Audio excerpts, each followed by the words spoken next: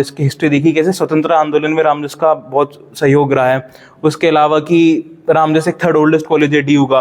फिर 2017 में रामजस में दंगा हुआ है, वो सारे विज्ञान के सबसे हाईएस्ट रेटेड वो वीडियो है। फिर जब पर्सनल इंटरव्यू राउंड आया तो पर्सनल इंटरव्यू में उस समय ऐसा था कि रामजस डिबेटिंग सोसाइटी, मतलब मैं मुख्य रूप से बोलता हूँ, बहुत प्रीडोमिनेटली लेफ्ट डोमिनेटेड। पहला राउंड जो था वो हम हार गए। मेरा पहला डिबेटिंग का टूर्नामेंट और पहला राउंड, हालांकि वो बात है उसी टीम को हमने क्वार्टर फाइनल में फिर से हराया। 4 समितियों के अंदर मैं था अपने फर्स्ट ईयर में। आपकी एक लाइन मेरे कहा भी याद, आपने बोला आपत्ति तो दर्ज करवाई, पर किस पे दर्ज करवाई ये भी तो बताओ। तो नीचे रिजल्ट अभी आया नहीं था। मैंने आपसे पूछा कि बड़े स्कंदानी का भैया का फीडबैक है, आपने बड़े बोला फीडबैक तो बहुत है पर बाद में बताऊंगा। मैं ऐसे ही उनको बोला माइक ऑन करके कि आपके मोशन में टाइपो है, चेतना को आपने चेतन लिखा है हो जाना या फिर कुछ और रीजन रहना।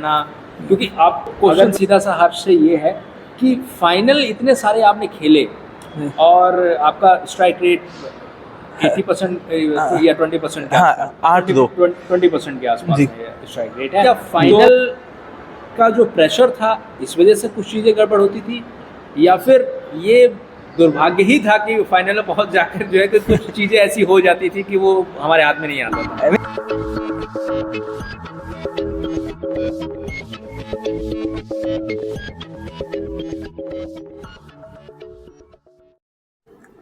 नमस्कार, मैं हूं दिग्विजय और आप देख रहे हैं तर्क ज्ञान का प्रयास है कि सीनियर डिबेटर्स से मिलें, जानें और समझें कि उन्होंने कैसी डिबेट की, डिबेट सीखने के लिए क्या संघर्ष किया, डिबेट सीखने के लिए क्या स्किल को अप्रोच किया, कहाँ से सीखी, क्या पढ़ा और किस माहौल में उन्होंने डिबेट करना शुरू किया था और किस माहौल में उन्होंने डिबेट की और आज के माहौल के बारे में उनका क्या कहना है। इन सभी के बारे में हम लगातार जो सीनियर डिबेटर्स हैं, जो आज से 10-15 साल पहले भी डिबेट करते थे, उनसे भी हमने बात की, जो आज से 8-10 साल पहले करते थे उनसे भी बात की, जो 7-8 साल पहले करते थे उनसे भी डिबेट की।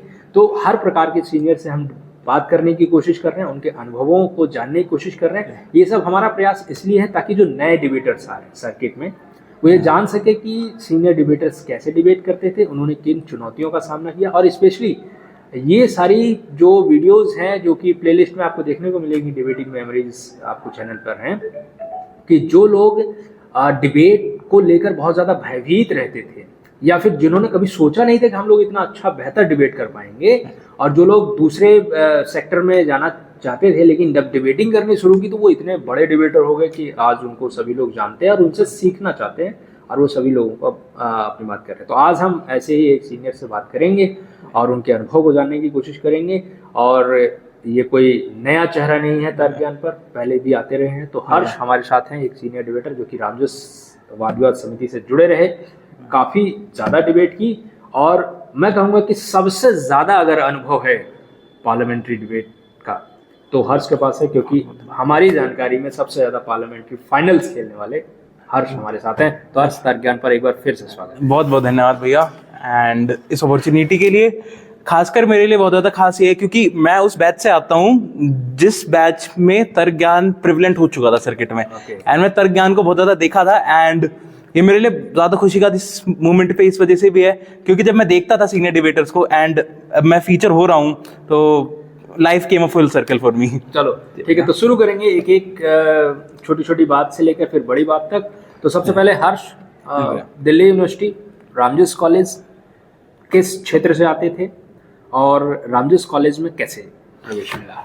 भैया मैं दिल्ली का ही रहने वाला हूँ और दिल्ली के अंदर बचपन से ही, जब मैं 6ठी-7वीं कक्षा में था तब से ही लोगों के अंदर ये कॉन्शियसनेस थी कि दिल्ली के अंदर हो तो डीयू ही जाओ। अच्छा। दो ही ऑप्शन थे डीयू के अंदर, सरकारी यूनिवर्सिटीज़ के अंदर, आईपी या डीयू, अगर आपकी ह्यूमैनिटीज़ परस्यू करना है तो मैंने क्लैट दिया था एक्चुअली 12th क्लास के बाद, क्योंकि एलएलबी मेरे को पहले से ही करना था। मेरे घर वाले भी चाहते थे कि मैं बीएलएलबी करूं, चाहे एनएलयू से, किसी भी एनएलयू से करूं या आईपी से करूं।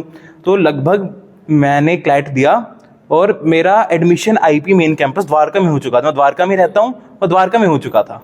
पर फिर ऐसा हुआ कि रामजस में भी उसी टाइम कट ऑफ आई एंड रामजस बीए प्रोग्राम मेरे को मिल रहा था। तो फिर मैंने घर पे बात करी कि नहीं, बेशक 1 साल एक्स्ट्रा लग जाए, मैं 3 साल जो डीयू का एक्सपोजर है मैं वो लेना चाहता हूँ, उसके बाद मैं फिर एलएलबी करना चाहूँगा। और रामजस लेने का जो सवाल था भैया वो ये था कि बहुत लोगों के ड्रीम कॉलेज हिंदू रहता है, किसी का स्टीफेंस रहता है, एसआरसीसी रहता है। मेरा ये था कि मैं 2019 में पहली बार कैंपस आया, मैं 12th क्लास में था, पहली बार मैं कैंपस आया और विश्वविद्यालय से मेरे को कमला नगर जाना था। अच्छा ठीक है, तो मैं जैसे आपने कहा कि रामजोस और कुछ लोग सोचते हैं कि हिंदू का, तो कुछ लोग होते हैं न्यूज़पेपर पढ़ लेते हैं, उसमें रेटिंग देख लेते हैं, कुछ लोग होते हैं कि उनके फैमिली बैकग्राउंड से लोग होते हैं, कॉलेजेस कैंपस से निकले होते हैं, तो बोलते हैं, वो बता देते हैं कौन सा कॉलेज अच्छा है, कौन सा, मतलब अच्छा कहने का मतलब ये होता है कि उनका एक्सपीरियंस, वो वहां से पढ़े होते हैं। तो क्या आपके साथ ऐसा था? मेरे साथ ऐसा, देखिए वो तो प्रेवलेंट तो था ही ना, कि जो नोशन था दिल्ली के हर स्कूल के अंदर एक नोशन प्रेवलेंट है। एनआईआरएफ रैंकिंग देख के जो आपके प्रोफेसर्स हैं, मतलब टीचर्स हैं, वो भी बताते हैं कि हिंदू बहुत टॉप रैंकिंग कॉलेज है, मिरांडा टॉप रैंकिंग कॉलेज है। रामजस से जो मेरा जो जुड़ा हुआ वो ये था कि मैं 12th में पहली बार कैंपस आया और मैंने रामजस को बाहर से देखा, कि मैं विश्वविद्यालय से कमला नगर जा रहा था तो घुमा के लाया रामजस कार से रिक्शा वाला, और मैंने बस रामजस को ऐसे देखा, मेरा नाम पढ़ा रामजस कॉलेज, यहाँ पे बहुत लोग बच्चे मजे कर रहे थे, कॉलेज के बाहर जो वाइब होती मैंने वाइब देखी। फिर मैंने घर आके सर्च किया रामजस के बारे में, फिर मैंने रामजस की हिस्ट्री देखी, कैसे स्वतंत्रता आंदोलन में रामजस का बहुत सहयोग रहा है, उसके अलावा कि रामजस एक 3rd ओल्डेस्ट कॉलेज है डीयू का। फिर मैंने सोचा कि कॉलेज जब इतना इसका इतिहास रहा है फिर भी प्रेवलेंट नोशन में नहीं है, तब से मतलब मैंने और पढ़ना स्टार्ट किया रामजस के बारे में। फिर मैंने ये देखा कि 2017 में रामजस में दंगा हुआ है, वो सारी चीज़ें मैंने पढ़ी। बट फिर मन में एक चीज़ हो गई थी कि अब डीयू जाना है तो रामजस ही जाना है, और मैं पॉलिटिकल साइंस ऑनर्स करने वाला था पहले, और मेरे को जब कट ऑफ आई तो मेरे को पॉलिटिकल साइंस मिल रहा था साउथ कैंपस वेंकी और ARSD में। बट फिर मैंने कॉलेज ओवर कोर्स चुना, मतलब बहुत लोग कोर्स प्रीफर करते हैं, क्योंकि मेरे को LLB करनी थी एट द एंड, तो मैंने सोचा अगर मैं पॉल साइंस करूँ चाहे मैं BA प्रोग्राम करूँ फर्क नहीं पड़ेगा, तो इस वजह से फिर मैं रामजस मैंने BA प्रोग्राम चूज किया। चलिए ठीक है, तो लेकिन ये तो आपका एकेडमिक का है कि आप यहाँ आ गए और आपने BA प्रोग्राम ले लिया और आपके दिमाग में एक क्लैरिटी है कि मुझे आगे क्या करना है, क्योंकि ठीक है फैमिली बैकग्राउंड इस तरीके का है कि हमें जो है क्लैरिटी है कि हम ये करेंगे, ठीक है। तो आप यहाँ आ गए, तो फिर रामजस की वाद विवाद समिति में प्रवेश कैसे मिला? इसके पहले एक और सवाल का जवाब चाहूँगा, वो ये कि क्या आपने स्कूल में इस तरीके की करिकुलर एक्टिविटीज़ में कभी पार्टिसिपेट किया था? भाई मैं जिस स्कूल से आता था ना, मेरा स्कूल का नाम है सैम इंटरनेशनल। सैम इंटरनेशनल लोगों को लगता है कॉन्वेंट स्कूल है, फुल फॉर्म है सैम की श्री आशुतोष महाराज इंटरनेशनल स्कूल। ये तो बहुत ऐसा है कि अगर आप उसको सैम कह रहे हैं तो बिल्कुल ये साउंड कर रहा है कि वो, हाँ, बहुत विरोधाभासी बात है कि श्री आशुतोष महाराज। तो हमारे स्कूल के अंदर मतलब अपॉर्चुनिटीज इन चीज़ों की बहुत कम थी। प्राइवेट स्कूल था, इंग्लिश मीडियम था, बट स्टिल एक ही डिबेट हमारे स्कूल में होती थी, एक इंटर हाउस डिबेट होती थी, एक होती थी जोनल डिबेट्स होती हैं दिल्ली के अंदर। तो इंटर हाउस के अंदर तो मैं अच्छा परफॉर्म करता था, बट हमारे स्कूल में होता था कि जोनल डिबेट्स होती हैं, 2 दिन पहले बच्चों को बोलते हैं कौन कौन जाना चाहता है, टीचर्स को पता है कि अच्छा बोलता है और सिलेक्ट कर लेते हैं। तो मैं 10th और 11th में 2 बार जोनल डिबेट्स में गया, पर वहाँ जाकर जब मैंने देखा कि जो एस्टैब्लिश स्कूल्स है जिसके अंदर कल्चर है डिबेटिंग का, वहाँ के बच्चे कैसे डिबेट कर रहे हैं, तो वहाँ जाकर मनोबल भी बहुत ज़्यादा डाउन होता था। कि वो होता है ना कि जैसे आप अपने उसके अंदर तो अपने एक इमीडिएट ग्रुप के अंदर तो बहुत ज़्यादा सुपीरियर होते हैं, फिर वहाँ जाकर फिर रियलिटी पता चलती है। सेम मेरे साथ हुआ, इंटर हाउस तो बहुत जीती, बट इंटर जोनल जाने के बाद फिर सच्चाई सामने आई। तो वो थोड़ा स्कूल के अंदर यही एक्सपोजर रहा मेरा डिबेटिंग के लिए। चलो, तो मतलब पहले से हमने डिबेटिंग कर रखी थी, एटलीस्ट उसके बेसिक्स हमें पता, कन्वेंशनल डिबेटिंग के पता थे, मतलब स्पीच देने का, भाषण देने का या बोलने का जो एक एक्सपीरियंस था वो आपके पास था। तो कॉलेज में आए, तो कॉलेज में कैसे पता चला कि कॉलेज में रामजस में एक रामजस वाद विवाद समिति भी है और उसमें जाना चाहिए? क्या आपने कोई दूसरी और समिति को भी अप्रोच किया? क्योंकि हमने बहुत सारे सीनियर डिबेटर्स को देखा है कि वो किसी और समिति में भी जाते हैं, फिर इधर भी रहते हैं, मतलब उनका इंटरेस्ट जो होता है कई जगहों पे होता है, फिर धीरे धीरे वो कंसंट्रेट होते हुए एक पर आ जाता है। तो क्या आपने सिर्फ रामजस वाद विवाद समिति को ही चुना था या फिर और भी समितियों को? मैंने 4 समितियों के अंदर मैं था अपने फर्स्ट ईयर में। ओके, मुझे आज पता चल रहा है। हाँ, तो 4 समितियों में था भैया मैं। तो रामजस डिबेटिंग सोसाइटी से ऐसा था कि मैं इंग्लिश डिबेट्स के अंदर बहुत ज़्यादा इंटरेस्टेड था। स्कूल टाइम के बाद स्कूल खत्म हो गया, जो कोरोना का एक साल था 2020 का जो लॉकडाउन था, मैं यूट्यूब पे बहुत वीडियोस देखता था, जैसे प्रेमचंद की डिबेट हो गई या मुखर्जी मेमोरियल हो गई, इंग्लिश पार्लियामेंट्री डिबेट्स में बहुत ज़्यादा देखता था। फिर जब मैं रामजस के अंदर आया, मेरे को तब पता चला डीयू में हिंदी डिबेटिंग भी होती है, क्योंकि मैंने फॉर्म फिल कर रहा था मैं इंग्लिश डिबेटिंग सोसाइटी के लिए। तो मैंने फॉर्म फिल किया, वहाँ पर ऑप्शन आया हिंदी, इंग्लिश या बोथ। तो मैंने बोला ठीक है बोथ भर देते हैं। मैंने उस टाइम पे कि बोथ पे क्लिक कर दिया और फॉर्म भर दिया। तो इंग्लिश डिबेटिंग का क्या हुआ मेरे साथ कि मैंने ग्रुप डिस्कशन राउंड होता था हमारे यहाँ, वो हो गया, कन्वेंशनल डिबेट का राउंड हो गया। फिर जब पर्सनल इंटरव्यू राउंड आया तो पर्सनल इंटरव्यू में उस समय ऐसा था कि रामजस डिबेटिंग सोसाइटी, मतलब मैं मुख्य रूप से बोलता हूँ, बहुत प्रीडोमिनेटली लेफ्ट डोमिनेटेड थी। आज भी मतलब ये है कि हम लोगों ने अपने टाइम पे ट्राई किया कि थोड़ा न्यूट्रल स्टांस हो, कि हर कोई एकोमोडेट हो जाए, बट उस टाइम पे बहुत ज़्यादा लेफ्ट डोमिनेटेड थी। तो इंटरव्यू मेरे से कुछ प्रश्न पूछे गए, तो उस समय ज्ञान का भी अभाव था बहुत ज़्यादा कि पॉलिटिकली करेक्ट कैसे हुआ जाए। तो मैंने कुछ ऐसे सवाल बोले, जवाब दिए, जिनके कारण इंग्लिश डिबेटिंग सोसाइटी के इंटरव्यू से मैं बाहर हो गया। हाँ, तो फिर बहुत ज़्यादा वो हुआ। और उसी के अगले दिन मैंने हिंदी डिबेटिंग के दोनों राउंड पार कर लिए थे, ग्रुप डिस्कशन और जो कन्वेंशनल डिबेट था। फिर हिंदी डिबेटिंग का जो इंटरव्यू था, उसके अंदर जो मेरे से सवाल पूछे वो मतलब बेसिक बेयर सेंसिटाइजेशन की, आप सोसाइटी के अंदर अगर कोई आपके साथ करेगा तो आप कैसे करेंगे, आप कैसे सम्मान की भावना वो करेंगे, वो जेनेरिक सवाल थे, उनका मैंने जवाब दिया, हिंदी डिबेटिंग में सिलेक्ट हो गया। तो और हिंदी डिबेटिंग के साथ साथ मैं हुआ ग्लोबल यूथ एक सोसाइटी थी रामजस में, अभी भी है शायद, एक रामजस एम्यून सोसाइटी थी, एक इनएक्टस। तो आपने प्रवेश कौन से वर्ष में लिया था? मैंने भैया लिया था 2020 में। 2020? हाँ, 2024 है, तो 2020 हम होना तो बहुत पहले चाहिए था, बट वो एक्सटेंड हो गया, तो उस साल मैंने प्रवेश लिया। तो फिर हिंदी डिबेटिंग करते करते फिर मॉक किया मैंने, क्योंकि सीनियर्स करवाते हैं, आप नई नई सोसाइटी के अंदर आए हो।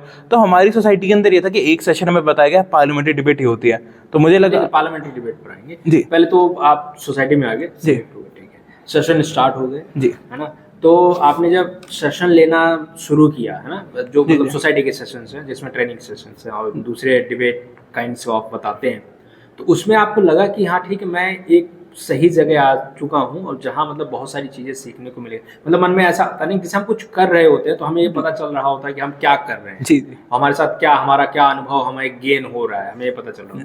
तो ऐसा कुछ अनुभव होने लगा था कि हाँ मैं राइट प्लेस और राइट जगह हूँ? मेरा जो पहला जो कनेक्ट था सोसाइटी के साथ वो दूसरे सेशन में बना। पहला सेशन था भारतीय दर्शन के ऊपर। तो आज भी मतलब जो लोग मेरे को जानते हैं वो मानते हैं कि मैं भारतीय दर्शन से थोड़ा कतराता हूँ, मतलब मैं पढ़ता हूँ उस बारे में, बट लोगों को लगता है कि मैं कतराता हूँ, तो उस समय भी थोड़ा वो अवर्सिव था मैं। दूसरा सेशन था पॉलिटिकल फिलोसफी पे, तो सोशल कॉन्ट्रैक्ट, रूसो, लॉक, जब वो हमारे सीनियर्स ने, हम उसका मैटर सेशन ले रहे थे, वो हमें पढ़ाया, तो उस मोमेंट पे मेरे को लगा कि मैं कुछ नया सीख रहा हूँ, कि एकदम से क्लिक करता है ना कि सोसाइटी कैसे कंस्ट्रक्ट हुई है, आपको बताया जा रहा है। तब मेरे को लगा कि ये तो, मैं 18 साल का हो गया, मैंने आज तक किसी ने बात मेरे को नहीं बताई, एंड आज मेरे को बता रही है कि हमारा समाज कैसे संरचना हुई है समाज की। तो वो आप बहुत छोटी बात लग रही होगी लोगों को कि एक इस चीज से कैसे कनेक्ट बन सकता है, बट एक नया फ्रेशर जो कॉलेज में आया उसके लिए बहुत बड़ी बात थी। क्योंकि नई बात जब हमें पता चलती है कि अच्छा ऐसे समाज चलता है और ये सब ये होता है, अब ये कोई अलग बात है। अभी आप किसी एक्सपीरियंस के साथ बात करेंगे तो कहेगा नहीं, ये तो नॉर्मल बात है, लेकिन जब नया फ्रेशर व्यक्ति आता है, जब उसको बताई जाती है तो उसको बड़ा एक अजीब लगता है, मतलब अजीब से कहने का मतलब है कि अच्छा लगता है कि अरे ये सब चीजें भी होती हैं और ये सब, ठीक है। तो आप आए, ट्रेनिंग सेशन लेना शुरू किया, तो फर्स्ट इंटर कॉलेज डिबेट का मौका कब मिला? है, एक तर्क ज्ञान का बहुत बड़ा रोल है इसमें। हाँ। कि फर्स्ट इंटर कॉलेज डिबेट न्यूक जो सोसाइटी है, शहीद भगत सिंह इवनिंग, वो स्पंदन करवाती है, तो स्पंदन 2.0 फ्रेशर पीडी थी, तो उसके मॉक्स वगैरह हुए, तो मॉक्स वगैरह के अंदर मैं सिलेक्ट हुआ, मेरे साथ मेरा दोस्त था आदर्श, हम दोनों गए उसके अंदर। तो वहाँ पर पहला राउंड जो था वो हम हार गए, मेरा पहला डिबेटिंग का टूर्नामेंट और पहला राउंड हम हार गए। बाकी हालांकि वो बात है उसी टीम को हमने क्वार्टर फाइनल में फिर से हराया। तो पहला एक्सपीरियंस है, पहला राउंड मार के थोड़ा मनोबल डाउन हुआ, सीनियर से बात की, उन्होंने बोला नहीं करो, अच्छा करो। फिर उसके बाद सेकंड थर्ड राउंड हम जीते, हमने ब्रेक किया, क्वार्टर फाइनल के अंदर हम गए, सेमीफाइनल भी। हाँ, वे सेमीफाइनल की एक बात है, सेमीफाइनल के अंदर आप चेयर एडजुडिकेटर थे उस रूम में, तो उस समय तो ऑनलाइन था, तो मैंने बस आपको देखा था, परिचय नहीं हुआ था हमारा। तो उससे पहले, वो स्पंदन से पहले हमारे एक एलएम है हर्ष सेन, उन्होंने हमें बोला कि देखो अगर तुम्हें नुआंसेस जानने डिबेटिंग के थोड़ा, कि पार्लियामेंट्री डिबेटिंग हायर लेवल पे कैसे होती है, तो एक वीडियो है तर्क ज्ञान चैनल, दिग्विजय भैया का चैनल, उस पे, तो जो आपको याद होगा आज भी तर्क ज्ञान का सबसे हाईएस्ट रेटेड वो वीडियो है, वो अनुराग पांडे भैया, राजीव रंजन भैया, उन्होंने एक मॉक किया था। तो उसके अंदर एलो के अंदर राजीव रंजन भैया ने एक स्टाइल में कुछ बोला था, तो मैंने वो वीडियो देखी, तो मैंने बोला मैं भी इस स्टाइल में बोलूंगा। और क्योंकि आप उस रूम के अंदर, उसके अंदर आप भी थे उस रूम में, भैया चेयर भी है इस रूम में, तो ये स्टाइल बोलता हूँ, क्या पता भैया को अच्छा लग जाए। तो मैंने एलओ में मैंने जाके उसी मतलब स्टाइल में बोला, मैंने अपनी डिबेट बोली कि इस पे आपत्ति नहीं है। फिर तर्क देना मतलब वो डिबेट थोड़ा एब्स्ट्रैक्ट मोशन था, तो तर्क हमारी तरफ से इतने आए नहीं। तो एंड में डिबेट आती है, आप अपना फीडबैक देते हो। आपने फीडबैक में यही बोला, मैंने बोला नहीं भैया मैंने तो ऐसे बोला था, मैंने तो आपत्ति दर्ज करवाई थी। तो आपकी एक लाइन मेरे कहा भी याद है, आपने बोला आपत्ति तो दर्ज करवाई पर किस पे दर्ज करवाई ये भी तो बताओ। तो वो बात मेरे को आज भी याद है। मेरी पहली डिबेट जो टूर्नामेंट था वो सेमीफाइनल तक मैं गया था और आप चेयर थे। ठीक है, तो ठीक है, ये तो हो गया कि इंटर कॉलेज पार्लियामेंट्री डिबेट का। सीडी में कन्वेंशनल डिबेट में पहला इंटर कॉलेज डिबेट आपने कब किया? पहला वो भी फर्स्ट ईयर में हुआ था, वो इसी के इसके SBSC जो इवनिंग की डिबेट थी उसके 3 दिन बाद था। ARSD इकोनॉमिक्स डिपार्टमेंट की सीडी, तो उससे पहले मैंने सोसाइटी के अंदर सीडी करी थी। और क्योंकि उस टाइम में बहुत सीडीज हो रही थी, अगर आपको तो ऑनलाइन के अंदर, तो कि कोई भी ऑनलाइन सीडी करवा रहा था, लोग बहुत सीडीज करवा रहे थे, तो फ्रेशर को स्लॉट मिल गया उसके अंदर, किसी को भी मतलब स्लॉट मिल रहा था, तो मैं चले गया ARSD इकोनॉमिक्स डिपार्टमेंट की सीडी के अंदर। वहाँ पर इकोनॉमिक्स का एक मोशन था कि हम लाभांश देंगे या नहीं देंगे। तो मैं सपोर्ट में था कि हम लाभांश नहीं देंगे, इंसेंटिवाइज नहीं करेंगे ये सारी चीज़ें। तो मैंने अपनी डिबेट दी और मैं उसके अंदर जैसे डिबेटिंग मेमोरीज के अंदर बहुत सारे डिबेटर्स होते हैं कि हमें तो स्पीच का था नहीं कि पहली डिबेट हमें प्राइज नहीं मिलेगा, तो क्वेश्चन पूछे जो इतने पूछो। तो मैंने इंटरजेक्शन बहुत पूछे उस डिबेट के अंदर। मैं हर उससे अगर कोई नहीं पूछ रहा तो मैं इंटरजेक्शन पूछ रहा हूँ उस डिबेट में। तो मैं सिर्फ बेस्ट इंटरजेक्टर का इंतजार कर रहा था और उसके अंदर मेरे को 3rd प्राइज मिल गया उस डिबेट के अंदर। तो मतलब वो कर्व रहा कि मेरे साथ पहली बार ऐसा हुआ कि मैं बेस्ट इंटरजेक्टर का प्राइज का इंतजार कर रहा था और मेरे को मिल गया 3rd प्राइज। चलो ठीक है, अब आपने जो 2 बातें कह दी हैं, अब उसको मैं मिलाकर एक सवाल पूछूंगा। आपने पार्लियामेंट्री डिबेट भी एज अ फ्रेशर कर ली, आपने कन्वेंशनल डिबेट भी एज अ फ्रेशर कर ली, तो दोनों डिबेट को लेकर आपका क्या लगा कि ये ज्यादा फॉर्मेट प्रोडक्टिव है या सीखने के लिहाज से ज्यादा है, या मतलब वो तो जाहिर सी बात है कि दोनों की अलग अलग फॉर्मेट है, अलग अलग चीजें होती हैं, लेकिन फिर भी एक ये होता है ना कि डिबेटर अपने आप में तय करने लग जाता है, नहीं यार इसमें चलेंगे, और ये कम में बोला जाता है इसमें ज्यादा, क्योंकि डिबेटर खुद से अंदर से बनाना चाहिए, क्योंकि सभी लोगों के लिए सारी चीजें नहीं होती। बिल्कुल। तो आपने क्या तय किया? मैं तो अपने आप को एक पार्लियामेंट्री डिबेटर ही मानता हूँ, क्योंकि मैंने फर्स्ट ईयर और मैक्सिमम 2nd ईयर के स्टार्टिंग के बाद मैंने कन्वेंशनल डिबेट्स कहीं पर भी नहीं करी। इवन अनुभव जो मेरा बहुत लॉन्ग टर्म पार्टनर था, वो मेरे को कहता था कि CD+PD में चलते हैं। मैं आज तक मैंने एक भी CD+PD में पार्टिसिपेट नहीं किया उसके बाद से, क्योंकि मेरे को ये लगता है कि भैया सीडी एक बहुत अच्छा फॉर्मेट है। तो मेरे लिए इस वजह से नहीं है, क्योंकि मेरे को लगता है कि कन्वेंशनल डिबेट्स आज के ज़माने में, पहले जैसे आपके टाइम में बौद्धिक क्षमता लगती थी कन्वेंशनल डिबेट्स में भी कि लोग पढ़ के तर्क लाते थे, आज के टाइम पे ChatGPT है, गूगल है। तो कन्वेंशनल डिबेट्स जो है वो रैदर देन आपके आर्गुमेंट्स, वो आपके बोलने के लहजे पर बहुत ज़्यादा हो गया है कि इसकी कन्वेंशनल डिबेट्स एक स्पीच का फॉर्म उन लोगों ने उस चीज़ ने ले लिया है। तो मेरे को लगा कि कन्वेंशनल डिबेट्स आपको एक बेहतर वक्ता बना सकती है हमारे टाइम पे, पर बौद्धिक क्षमता जो है वो आपकी पार्लियामेंट्री डिबेट से आएगी। तो वो एक मेरा बहुत बड़ा रीजन था कि मेरा झुकाव पार्लियामेंट्री डिबेट्स की तरफ ज़्यादा रहा, क्योंकि एक एम्बिग्यूटी भी है भैया। जैसे एक वहाँ पर एक जज बैठे कन्वेंशनल डिबेट के अंदर, तो वो उनकी एम्बिग्यूटी है, उनका जो निर्णय का आधार है मैट्रिक देने का, वो बहुत डिफर कर सकता है किसी और से। कोई और अगर उनके साथ बैठा, वो बेशक मेरे को फर्स्ट प्राइज दे दे और उनका टॉप 10 में भी ना हो। जबकि पार्लियामेंट्री डिबेट के अंदर ये कि अगर मेरा तर्क स्थापित हो गया, अगर मैंने 3 आधारों पर अपना तर्क स्थापित कर दिया, तो मैं जीत जाऊंगा। वो एम्बिग्यूटी पार्लियामेंट्री डिबेटिंग में नहीं है। तो जो एम्बिग्यूटी कन्वेंशनल डिबेटिंग में एग्जिस्ट करती है, मेरे को उससे बहुत आपत्ति रही है फ्रॉम द वेरी बिगिनिंग। चलिए ठीक है, तो फर्स्ट ईयर का अनुभव हो गया है, हम आगे जो 2nd ईयर है, 3rd ईयर है और उसके बाद का जो एक्सपीरियंस है उसको भी हम हर्ष के साथ चर्चा को जाएगा। तो फर्स्ट ईयर का अनुभव तो आपने बता दिया हर्ष कि CD भी कर ली, PD भी कर ली। जी भैया। अब मैं आपसे जानना चाहूँगा, जब आप ये जान गए और आपके पास ये एक्सपीरियंस हो गया कि दिल्ली यूनिवर्सिटी में जो डिबेटिंग सर्किट, स्पेशली हिंदी की डिबेटिंग सर्किट, उसमें डिबेट कैसे होता है जी, और आपने अनुभव भी ले लिया, फिर जब नेक्स्ट ईयर में आप गए तो कहाँ डिबेट करने गए और वहाँ जो एक्सपीरियंस रहा, जैसे टॉपिक की वैरायटी बढ़ जाती है, टॉपिक की गुणवत्ता बढ़ जाती है, अब आप सीनियर हो गए हैं, सीनियर PD में जाने लग गए हैं जी। तो अब आप मुझे ये बताइए कि जब आप एक सीनियर डिबेटर हो गए, मतलब senior debater in the sense कि आप 2nd ईयर में आ गए, आपके पास एक्सपीरियंस आ गया, उसके बाद आपने डिबेटिंग करना कैसे शुरू किया और फिर मतलब क्या इम्प्रूवमेंट आप अपने में देख रहे हैं? इम्प्रूवमेंट मेरा आया 2nd ईयर की स्टार्टिंग में। 2nd ईयर में जब मैं आया तो सबसे पहले डिबेट हुई थी 2nd ईयर में, दयाल सिंह की डिबेट। तो उससे पहले भोसले भी हुआ था, पर भोसले में प्री क्वार्टर से बाहर हो गया था, तो भोसले मतलब मेरे लिए इतना लर्निंग एक्सपीरियंस वो नहीं रहा था। लर्निंग एक्सपीरियंस के लिए दयाल सिंह रहा, क्यों रहा, क्योंकि भोसले में प्री क्वार्टर में आउट हो गया, सेकेंड ईयर की बात है, उसका दयाल सिंह हुआ। मैं दयाल सिंह गया, तो दयाल सिंह के अंदर हमने 4 मैच जीते, क्वार्टर ब्रेक किया, क्वार्टर फाइनल जीते, सेमीज जीते। तो मेरे लाइफ का पहला फाइनल दयाल सिंह था, और सेकेंड ईयर में था मैं, तो पहला फाइनल था NLU के खिलाफ।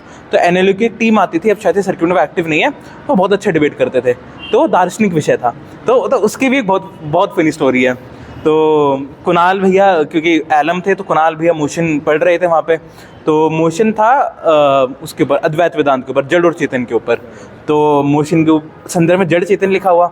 अब मैं सेकंड ईयर का बच्चा, तो मैंने ऐसे ही उनको बोला माइक ऑन करके कि आपकी मोशन में एक टाइपो है, चेतना को आपने चेतन लिखा है। तो वो चीज़ फिर मेरे को भैया ने समझाया, नहीं वो चेतन ही है, जो कुणाल भैया की अपनी भारी आवाज़ में भैया बोलते हैं। तो वो चीज़ रही। फिर वो डिबेट जो थी वो हमने की, अभाव था क्योंकि दर्शन का, जैसे मैंने आपको पहले बताया, अवर्सिव था मैं थोड़ा फर्स्ट ईयर में दर्शन के लिए, तो अद्वैत वेदांत का इतना आइडिया नहीं था। हमने फिर भी डिबेट करी, तो डिबेट हुई, हम यूनानिमसली वो फाइनल हारे, नहीं यूनानिमस था, 10-1 का निर्णय था, तो लगभग यूनानिमस निर्णय था, तो हम उससे हारे। तो उस डिबेट के बाद फिर मैंने अपने सीनियर से बात करी, तो उस डिबेट ने मेरा बहुत पर्सपेक्टिव चेंज किया डिबेट के बारे में। तब मेरे को रियलाइज़ हुआ कि हिंदी डिबेटिंग, फिर आइदर कोई भी डिबेटिंग सिर्फ कंटेम्प्रेरी इश्यूज़ की नॉलेज रख के नहीं हो सकती है, आपको डिसिप्लिन नॉलेज बहुत ज़्यादा नेसेसरी है। चाहे वो पॉलिटिकल फिलॉसफी हो, चाहे वो भारतीय दर्शन हो, चाहे वो सोसाइटी कैसे कॉन्स्टिट्यूट हुई है, वो तमाम चीज़ें, चाहे नारी विमर्श हो, चाहे दलित विमर्श हो, उनका जब तक आपको बेसिक कोर नहीं पता होगा, आप सर्किट में डिबेट नहीं कर सकते हैं। मतलब एक स्टेज के बाद जो है, क्योंकि ऐसे टॉपिक्स आने शुरू हो जाते हैं, और स्पेशली अगर आप बड़ी डिबेट प्रतियोगिताओं में अगर आप जाते हैं, तो क्योंकि लेवल बढ़ता रहता है, जी जी, वो चाहते हैं कि इन सभी विषयों पर भी डिबेट हो, तो ऐसा होने लगा। ठीक है, तो हर, जैसे मैं आप सभी को पहले ही बता चुका हूँ कि हर सबसे ज़्यादा फाइनल खेले हैं, तो मैं ये कहना चाहूँगा कि और ये पूछना भी चाहूँगा हर्ष से, और इसमें मुझे कोई हिचक नहीं है सवाल पूछने में। जैसे होता है कि सचिन को बोलते हैं कि आप नर्वस 19 का बहुत शिकार हो गए, तो क्वेश्चन सीधा सा हर्ष से ये है कि फाइनल इतने सारे आपने खेले, और आपका स्ट्राइक रेट 80% या 20% हाँ, 20% के आसपास स्ट्राइक रेट है, तो मतलब इसका क्या सचिन की तरह नर्वस हो जाना, या फिर कुछ और रीज़न रहना? क्योंकि आप इस बात को देखेंगे कि हर्ष के जो बहुत सारे फाइनल्स के जो वीडियो हैं तर्कज्ञान पर अवेलेबल हैं, आप उसको जाकर देख भी सकते हैं। तो क्वेश्चन ये है कि क्या फाइनल का जो प्रेशर था, इस वजह से कुछ चीज़ें गड़बड़ होती थी, या फिर ये दुर्भाग्य ही था कि फाइनल में पहुंच जाकर जो है कि कुछ चीज़ें ऐसी हो जाती थी कि वो हमारे हाथ में नहीं आता था? नहीं भैया, मैं इसका बड़े मुख्य रूप से मैं बोलूँगा, मैं एक्सटीरियर कोई भी स्टिमुलाई नहीं मानूंगा कि किसी कारण, बाहर के कारण की वजह से कि हम इन्फ्लुएंस हुए या हम डिबेट हारे। इसका मेन कारण भैया यही था कि नर्वसनेस बहुत केसेस में थी, और बहुत केसेस में था ओवर कॉन्फिडेंस। मैं बड़े मुख्य रूप से बोलूँगा, तो क्योंकि एक अगर टूर्नामेंट है, आप सारे मैच जीत के आ रहे हैं, आपने 5 मैच जीते, आप क्वार्टर फाइनल यूनानिमसली जीते, सेमीफाइनल आप यूनानिमसली जीते, तो आप थोड़ा ओवर कॉन्फिडेंट हो जाते हो उस चीज़ के अंदर। ये मेरे साथ हुआ ARSD के अंदर, जब मैं ARSD का फाइनल, नहीं ARSD नहीं, आर्यभट्टा का फाइनल जब मैं हारा था, तो आर्यभट्टा का फाइनल जब मैं हारा, मैं बहुत ओवर कॉन्फिडेंट था प्रेप टाइम के अंदर भी कि मोशन तो हम कर लेंगे, सारी चीज़ें कर लेंगे, हमने स्पीचेस भी दी। बट जब मेरे साथ ये हुआ कि जब मैं ओवर कॉन्फिडेंट हुआ उस मोशन के अंदर, तो सामने वाले के आर्ग्यूमेंट, जो अच्छे आर्ग्यूमेंट भी थे, उनको मैं रजिस्टर नहीं कर पाया और उनका रिबेटल नहीं दे पाया। तो बहुत ज़्यादा, मतलब मेरे को लगता है नर्वसनेस बहुत सेकंड ईयर में बहुत थी, थर्ड ईयर की इनिशियली नर्वसनेस थी, बट फिर वो नर्वसनेस ओवर कॉन्फिडेंस में ट्रांसफर हो गई एक पॉइंट ऑफ टाइम पे। और ओवर कॉन्फिडेंस इस चीज़ पे नहीं कि सामने वाला ख़राब कर रहा है, कि हमने तो पूरे टूर्नामेंट में अच्छा खेला, अभी भी अच्छा खेल लेंगे। मेरे को एक चीज़ याद है कि उसी आर्यभट्टा के फाइनल में मेरे को तो लगा मैं जीत रहा हूँ, मैं ओवर कॉन्फिडेंट। आप ही याद है कि मैं आपसे, आप और मैं कहीं मिले नीचे, रिजल्ट अभी आया नहीं था, मैंने आपसे पूछा कि बड़े उसके अंदर ने कहा भैया का फीडबैक है, आपने बड़े बोला फीडबैक तो बहुत है पर बाद में बताऊंगा। दे देंगे भैया, जीत तो रहे हैं हम, और उसका रिजल्ट आया फिर वही लगभग यूनानिमस निर्णय। तो वो चीज़ बहुत ज़्यादा रही। हाँ, क्योंकि मैं देखता था ना, क्योंकि ऐसा होता है, और जो डिबेट की हीट होती है ना, Yeah. उसमें हम लोग क्या गलती कर जा रहे हैं उसमें नहीं पता चलता है। बिल्कुल भैया। हम लोग वो चीज़ें समझते हैं, और ऐसा तो सिर्फ आपके साथ नहीं हुआ है, ऐसा बहुत सारे लोगों के साथ हुआ, और इवन हमारे साथ भी हुआ है कि जब हम उस डिबेट की फाइनल की हीट में होते हैं तो हम Yeah. क्या क्या चीज़ें बोल जा रहे होते हैं और क्या चीज़ें नहीं कर रहे होते हैं, ये हमें बाद में समझ में आता है। बिल्कुल। चलो ठीक है, तो हर्ष बहुत ज़्यादा डिबेट की, बहुत ज़्यादा फाइनल आपने खेले, जी। लेकिन एटलीस्ट आप फाइनल को वो जो होता है ना कि कंप्लीट कर लेना, जी वो भैया। आपने किया। जी। तो अब एक सवाल मैं पूछूंगा जो कि प्राइज मनी को लेकर है, जी। क्योंकि आप रामजस में हैं, नॉर्थ कैंपस में हैं, आपके बहुत सारे दोस्त होंगे, और नॉर्थ कैंपस का एक कल्चर भी है कि ठीक है पार्टी एंड फ्रेंड्स। तो डिबेट जीती आपने, और डिबेट में जो प्राइज मनी मिलती है तो उसका क्या यूज़ करते थे? भैया प्राइज मनी का, मैं फिल्मों का बहुत शौकीन हूँ। मेरा हमेशा से मेरा ये रहा कि प्राइज मनी बहुत लेट आती थी। जैसे आप लोगों के टाइम पर तो कैश में आपको मिल जाती थी। मेरे को आज तक किसी भी डिबेट में प्राइज जो मनी है वो कैश में नहीं मिली है, हमेशा अकाउंट डिटेल बाद में आती थी। तो एक तो उत्सुकता खत्म हो जाती है। मान लीजिए अगर आपको एकदम से मिली तो बहुत उत्सुकता होती है, तो हमें बहुत लेट मिलती थी प्राइज मनी।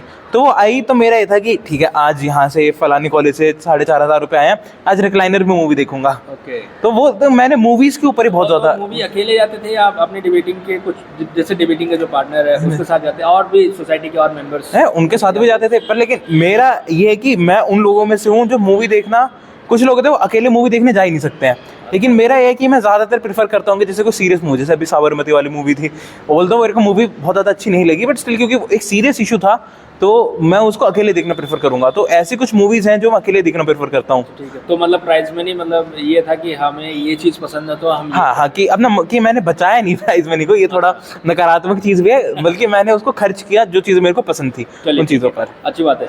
तो Yeah. दूसरा ये कि जैसे आप जो डिबेट करते थे, स्पेशली आप जो बोल रहे हैं 2020 में आए, तो उसके बाद कोविड और ये सारी चीज़ें चल रही थी, तो ऑनलाइन चीज़ें ज़्यादा हो रही थी।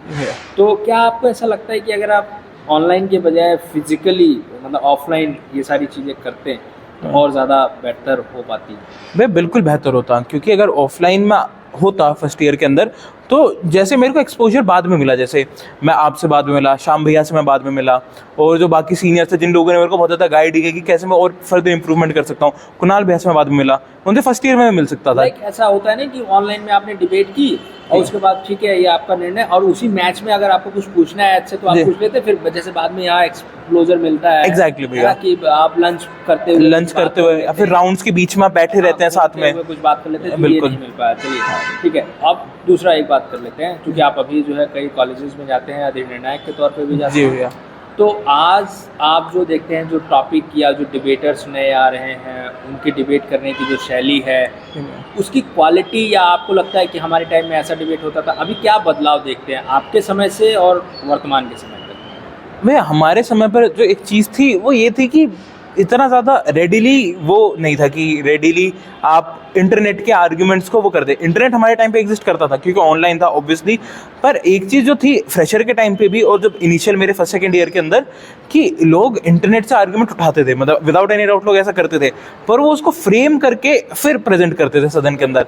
अब ये हो रहा है कि क्योंकि यार ट्रेनिंग उस टाइम पे ऐसी होती थी, अब ज़्यादातर मैंने देखा है कि क्योंकि चैट जीपीटी और मेटा एआई तो बहुत ज़्यादा प्रेवलेंट है, तो लोग उसके अंदर एक तर्क देखते हैं, वो डालते हैं, मोशन तर्क आता है और वो सीधा उसको बोल देते हैं, ना उसको फ्रेम किए बिना। मतलब ये बहुत ज़्यादा डिमेरिट मेरे को लगता है कि जो आया है। बेसिकली नॉलेज बेस्ड आर्गुमेंट बहुत ज़्यादा हो रहे हैं उन लोगों के पास अभी, क्योंकि इंटरनेट बहुत रेडिली अवेलेबल है, बुक्स नहीं पढ़ रहे हैं लोग, तो नॉलेज बेस्ड आर्गुमेंट्स हैं, पर वो आर्गुमेंट फ्रेम करने की जो टेक्निक है वो मतलब थोड़ी सी मेरे को लग रहा है। इसी से जुड़ा हुआ सवाल ये होगा कि जो नए डिबेटर्स आ रहे हैं उनको आप रेकमेंड क्या करेंगे कि ज़्यादा आप चैट जीटीपी पर ही निर्भर ना रहें, और मतलब ठीक है चैट जीटीपी पर निर्भर ना रहें, बुक्स पढ़ लें, और क्या स्किल की कैसे आप बेहतर कर सकते हैं? भैया बुक्स पढ़ना चाहिए, क्योंकि मैं स्टार्टिंग से मैंने हर सीनियर को देखा है कि जितना पढ़ेंगे इस सर्किट के अंदर उतना बेहतर करेंगे, और ये मैंने हार्ड वे सीखा दयाल सिंह के फाइनल में, क्योंकि और दयाल सिंह के फाइनल के बाद भी 2-3 डिबेट्स के अंदर जैसे ये था, इंटरनेट का ज्ञान वो कहते हैं ना अपूर्ण ज्ञान ज़्यादा खतरनाक होता है।